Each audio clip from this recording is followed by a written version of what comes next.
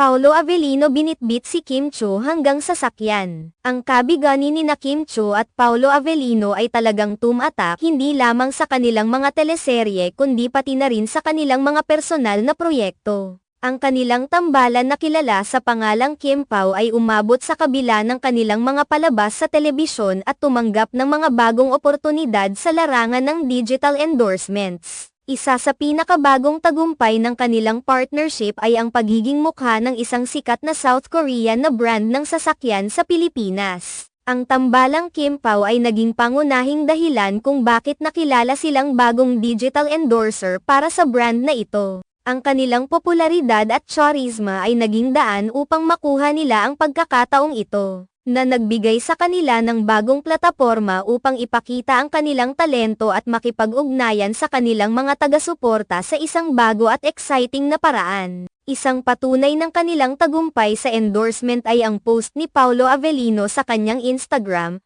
kung saan ipinakita niya ang sedan variant ng naturang sasakyan. Sa kanyang post, binigyang diin ni Paolo ang makabago at praktikal na aspeto ng sasakyan, partikular ang kakayahan nitong mag-charge ng laptop sa kahit anong oras at lugar. Ang detalyadong pagpapakita ng mga tampok ng sasakyan ay tiyak na nagbigay ng interes at paghanga mula sa kanyang mga followers. Bukod pa rito, ipinakita rin sa Instagram post ni Paolo ang elegante at sporty na disenyo ng sasakyan. Ang itsura nito ay tila dinisenyo para sa mga taong nais magmaneho ng sasakyan na may modernong estilo at advanced na teknolohiya. Ang mga detalye ng exterior design ay nagpapakita ng isang sasakyan na hindi lamang matibay kundi pati na rin kaakit-akit sa paningin. Bagay na nagdagdag sa halaga ng brand at nagbigay sa kanilang mga taga-suporta ng dahilan upang higit pang tuklasin ang produkto. Ang kakayahang ipakita ang ganitong klase ng sasakyan ay nagpapakita rin ng pagtaas ng kanilang kredibilidad at presensya sa industriya ng digital endorsements. Ang pagsasanib ng kanilang mga pangalan sa isang high-profile na brand ay hindi lamang nagpapalakas ng kanilang mga personal na karera kundi pati na rin nagpapalakas ng posisyon ng brand sa merkado. Ang pagsalalay ni Kim at Paolo sa kanilang partnership ay hindi lamang nakakatulong sa kanilang sariling pag-usbong kundi nagbibigay din ng bagong pabor sa brand na kanilang tinatawanan. Ang pagkuha nila bilang endorser ay nagpapakita ng kanilang malaking impluwensya sa media at sa mga mamimili, na nagpapalakas ng kanilang koneksyon sa publiko at nagsusulong ng brand na kanilang kinakatawan. Sa pangkalahatan, ang pag-endorso ni Kim Chiu at Paolo Avellino para sa South Korean na brand ng sasakyan ay isang magandang halimbawa ng matagumpay na pagsasama ng talento at negosyo. Ang kanilang karisma at popularidad ay patunay ng kanilang kakayahan na magbigay ng bagong perspektibo sa digital marketing at sa industriya ng automotive.